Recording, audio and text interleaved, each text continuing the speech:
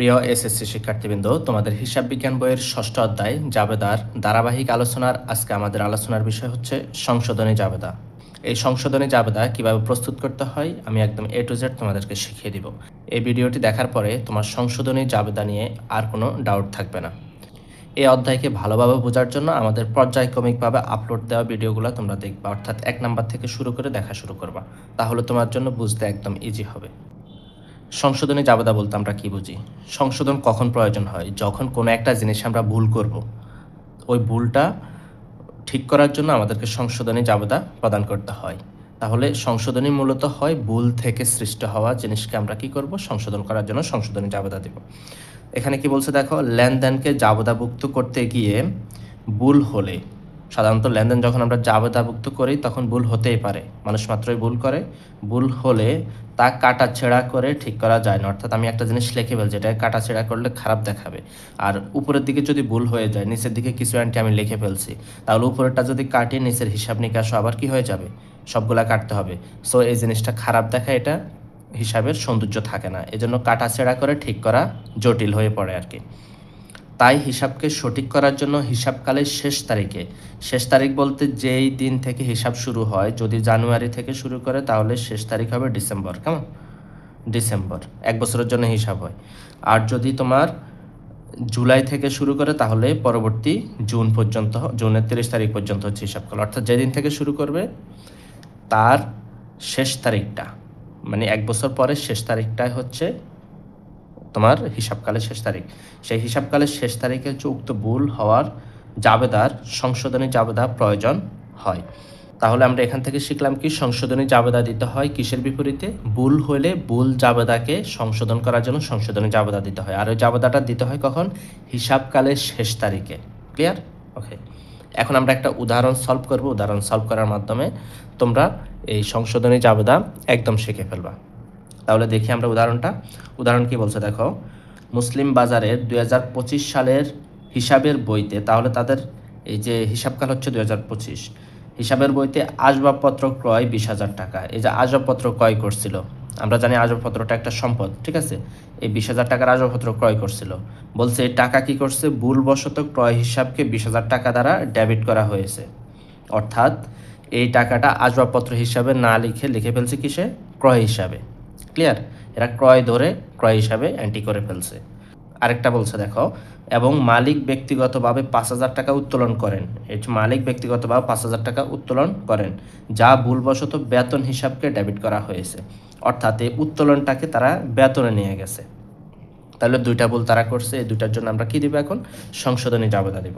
তাহলে আমরা শুরুতেই দেখি, আসবাবপত্র ছিল, আমাদের আসবাবপত্র ছিল সম্পদ, এটাকে তারা ভুলবশত নিয়ে গেছে কিসে? ক্রয় হিসাবে। তো এটার জন্য আমরা সংশোধনী জাবেদা কী দিব? যখন সে ক্রয় হিসাবে নিয়েছিল, তাহলে ক্রয়কে সে ডেবিট করছে না, এই যে ক্রয়কে ডেবিট করছে। এখন যেহেতু ওই জিনিসটা ক্রয় ছিল না, তাহলে ক্রয়টাকে কি করতে হবে? কমাতে হবে। আর এই টাকাটা মূলত কার ছিল? টাকাটা ছিল হচ্ছে আসবাবপত্রের। তাহলে আসবাবপত্র হিসাব কী ছিল? আসবাবপত্র হিসাব কী হবে? ক্রয় করলে সম্পদ বাড়বে, ডেবিট হবে। ক্লিয়ার? তাহলে আমরা এটার, তো শুরুতে আমরা তারিখটা একটু লিখব। তারিখ কত সালের? 2025। এখানে জানুয়ারি, ফেব্রুয়ারি, মার্চ, এপ্রিল কিছুই বলা নেই, তাহলে 2025 আমরা অটোমেটিক জানুয়ারি ধরে নিচ্ছি। আর হিসাবকালের শেষ তারিখে আমরা কি দিব? শেষ তারিখে আমরা সংশোধনী জাবেদা দিব। তাহলে এই হিসাবকালের শেষ তারিখ কবে? ডিসেম্বর, নাকি ডিসেম্বর 31, এটা হচ্ছে হিসাবকালের শেষ তারিখে। তাহলে ঘটনাটা এখন কি করতে হবে? মূলত টাকা ছিল আসবাবপত্রের, তাহলে আসবাবপত্রটাকে তার টাকা ফিরিয়ে দিতে হবে, এটাই তো। তাহলে আমরা লিখি আসবাবপত্র হিসাব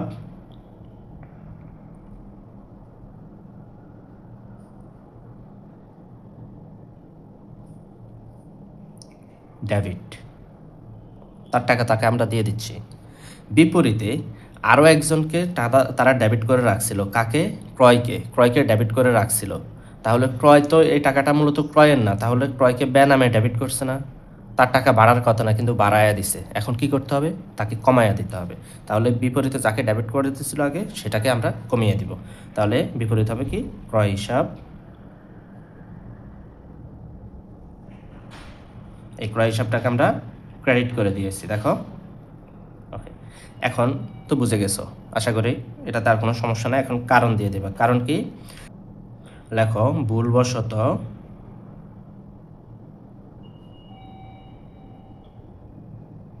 আসবাব পত্র, আচ্ছা আসবাবপত্র হিসাবের টাকাকে ক্রয় হিসাবে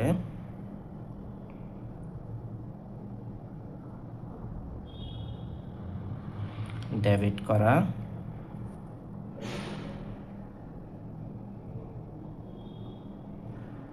হয়েছিল, যা সংশোধন করা হলো। গুছিয়ে একটা কারণ দিয়ে দিবা, শেষ। এখন টাকাটা বসায় দাও, টাকা কত? 20,000 টাকা। আর আমরা জানি জাবেদার উভয় দিকে সমপরিমাণ টাকা হয়, কেমন?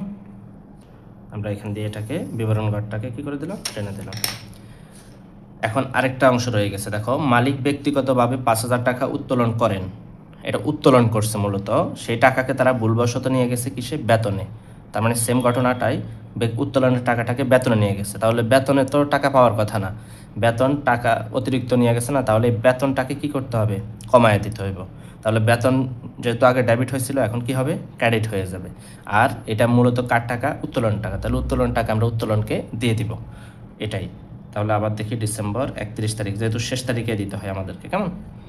এখন আমরা লিখব উত্তোলন হিসাব ডেবিট। আচ্ছা, এখানে জেনে রাখো উত্তোলন কেন ডেবিট হয়।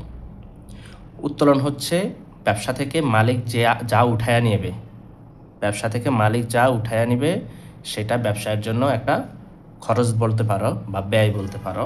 এই জন্য হচ্ছে যেটা মালিকানা সত্ত্বকে কমিয়ে দেয়, এজন্য সেটা ডেবিট, অর্থাৎ মালিক উঠায়া নিয়ে যাচ্ছে।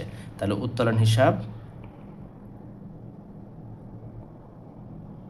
ডেবিট।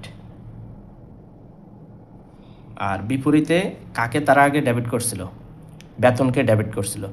কিন্তু বেতন তো অ্যাকচুয়ালি এই টাকার হকদার না, তাহলে সে অতিরিক্ত তার নামে নিয়ে আনিছে না, সেটা না করে আমরা এখন তাকে কি করে দিব? কমায়া দিব। তাহলে বেতন হিসাব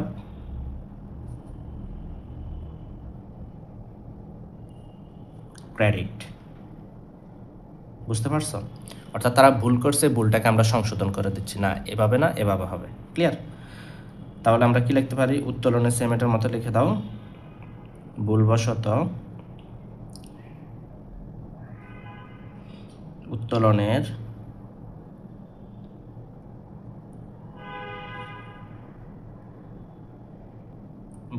উত্তোলনের টাকা বেতন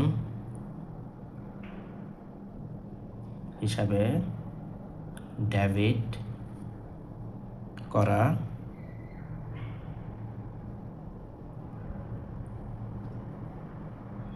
হয়েছিল, যা সংশোধন করা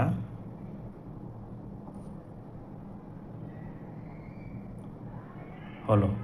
টাকাটা বসিয়ে দাও, 5,000 টাকা ছিল, তার মানে উত্তোলনকে আমরা 5,000 টাকা দিয়ে দিচ্ছি, আর বেতন অতিরিক্ত 5,000 টাকা ওই সময় বসা ছিল, এখন সেই টাকাটা তাকে কমিয়ে দিচ্ছি আমরা 5,000 টাকা। ঠিক আছে? এই ছিল তোমাদের সংশোধনী জাবেদা। আশা করি তোমরা বুঝতে পারছো। যদি তারপরও কারো বুঝতে অসুবিধা হয় তাহলে জাস্ট কমেন্ট করো, কোথায় সমস্যা কমেন্ট করে দাও, ইনশাল্লাহ রিপ্লাই পেয়ে যাবো। আর তুমি বাংলাদেশের কোন জেলা এবং কোন স্কুল থেকে আমাদের ক্লাসগুলো দেখছো সেটা অবশ্যই কমেন্ট করে আমাদেরকে জানিয়ে দিবে। আর হ্যাঁ, তোমাদের জন্য আমাদের একটা ফেসবুক গ্রুপ আছে, কমার্স হান্টার্স পরিবার নামে। সেখানে তোমরা পারস্পরিক সহযোগিতা এবং তোমাদের পড়াশোনা নিয়ে একজন আরেকজনের সাথে আলাপ আলোচনা করতে পারবে। সো সেই গ্রুপে তোমরা জয়েন হয়ে যাও। এই ক্লাসটা যদি তোমার ভালো লেগে থাকে অবশ্যই তোমার বন্ধুর সাথে শেয়ার করে দেবে। ইনশাআল্লাহ লেগে থাকো আমার সাথে, তোমাদের ভালো রেজাল্টের দায়িত্ব আমার। Keep connected. আল্লাহ হাফেজ।